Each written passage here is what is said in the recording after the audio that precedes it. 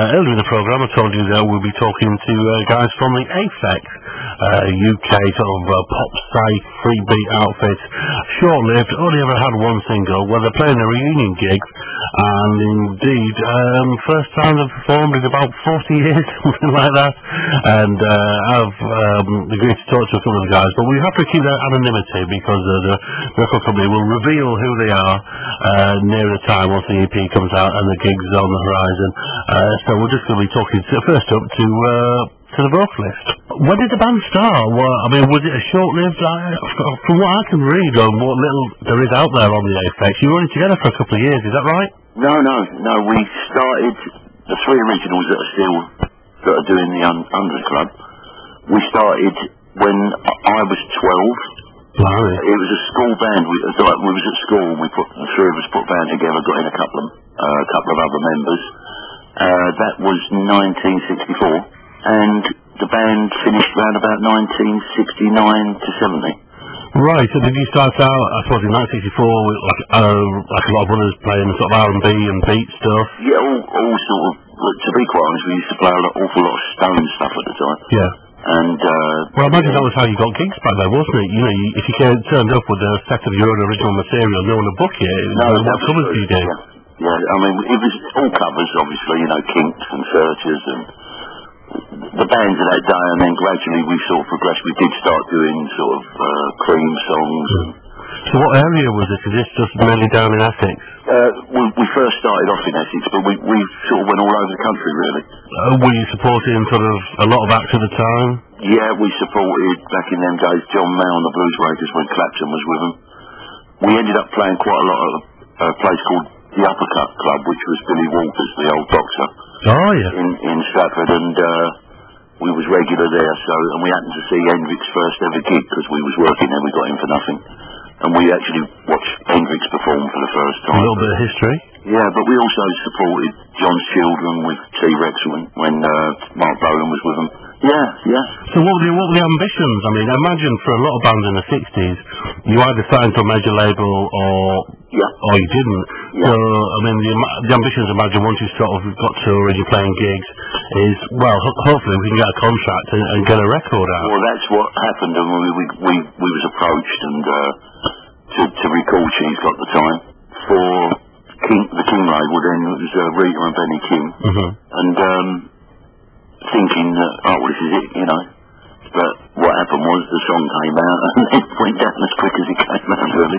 Which is strange, because if you listen to it now, it seems to me to be a perfect piece of sort of where pop meets psychedelia. Yeah. Oh, great song. I mean, and to be quite honest, up until last year, I didn't even think that anything about it until I was contacted, and to say that this record's a guy called Ian Grinham, who you spoke to. Yeah. He contacted me and said he's been looking for me for 20 years and wants to get the. I said it was just very, very weird. It was like, oh, blind, why didn't this happen 40 odd years ago? You know. So this was like a forgotten piece of your past. Yeah, completely. I mean, do you even own a copy of the original single? We do have one between us, yeah, but I don't own one. Well, I mean, were you aware that a lot of records now, especially from that late 60s period, are now fetching huge amounts? I know. I was quite shocked, actually. Really shocked. I couldn't believe how much that it was worth. I mean, it don't make sense, does it, really? But I mean, it must be like copies of not just your own record, but bands that you hung around with back there. And you thought, I wish I'd got a few copies of that. Oh, God, yeah. I was never one of them, though, you know, like a hoarder and collector. Never. I wish I had been. Because obviously we had them all at the time, you know. So what split up the band at the end of the 60s? Did you just feel like you come to the end of the road and it was time to earn some money? Because I can't imagine you got paid much. I think basically it played itself out. We were doing soul at the end, you know, playing soul stuff. And one of the other, not the lead guitarist, but our rhythm player, another original, who will be at the 100 Club, he left, and he's never ever played since. Never barely picked up a guitar then, basically? I mean, he played his guitar all the time, but only in his bedroom. He's never been on stage since. Wow. Whereas the lead guitarist and myself have carried on over the years in different ventures here and there. And but no, he never has. Well, I suppose you see it just, well, that was what I did when I was younger, did you? Yes, that's basically it, yeah. Yeah, I mean, when we ended up at the record studio, 3 weeks after the first contact. I mean, is it nice to know when people tell you just how much people regard the record as a great record? Yeah, I think it's brilliant, I mean, and these people, like the record company, they were sort of hanging on our every word, really, about who we met, where we played, and all the stuff, and the photos that we've given. They were just going, wow. I mean, they've said these are the best photos by a non-known band, if you know what I mean. Like obviously you've got photos of the Small Faces and all that, but some great artifacts of a sort of lost era, right? Oh, blimey, yeah. I mean, we have really got some great photos between us. We've kept them over the years, and they were over the moon with all the photos.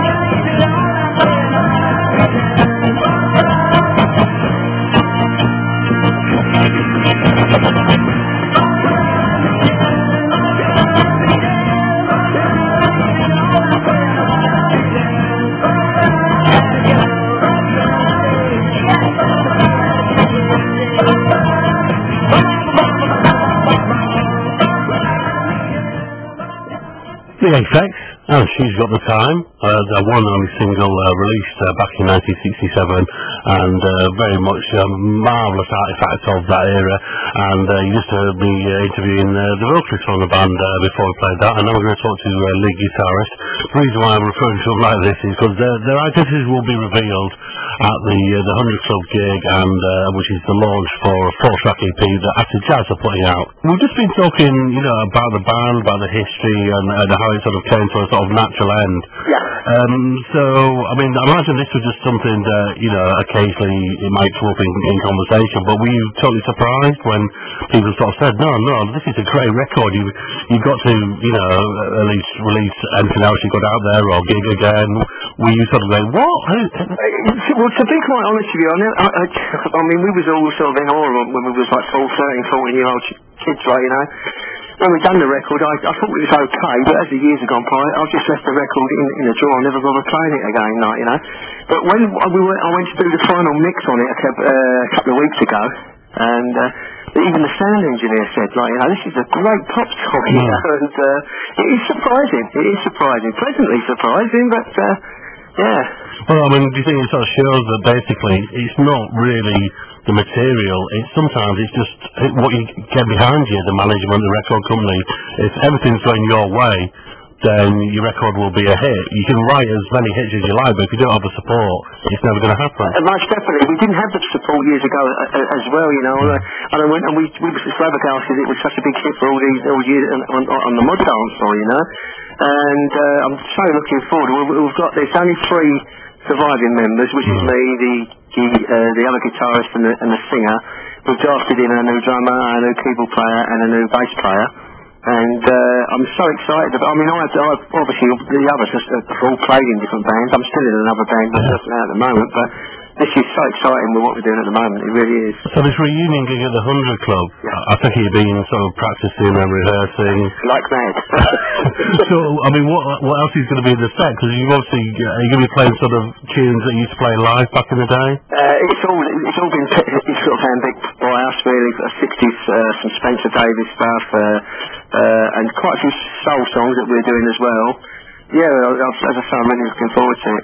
It's been hard work, but we work it in the end. And the EP includes sort of tracks from, you know, some of your very earliest recordings back in '65. It is, yes. The EP is She's Got the Time, and it's another 3 songs that we've written ourselves. Were you surprised at the songs that have lasted, have sort of survived to this day? Most definitely. And to be honest with you, I never envisaged ever playing them again, or even so much listening to them again, you know. And so much knowing that one went on eBay for about £8,500. I thought we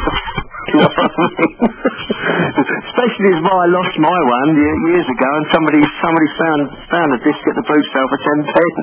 Oh, you could have had your pension sorted there and then, couldn't you? Really? Could have done, yeah. So, I mean, you've got this one-off gig at the 100 Club. What date is that? That's the 26th of April. 26th of April. Yeah. And you've also got the EP coming out. We've also got the EP. We've got another, I think it's about four gigs in the pipeline that we can do. Obviously, we're going to see how it goes at the 100 Club, but we have obviously an agent's getting involved with us now as well, which obviously they're going to see how it goes at the 100 Club, but I can't see any problems with it. Or maybe do a few festival dates over the summer. Exactly right, yeah. Excellent. Well, it's good to have you back after all these years, and obviously once the record's released, we can actually find out who you all are. Thank you very much indeed. Down in the groove. BBC Radio Leeds.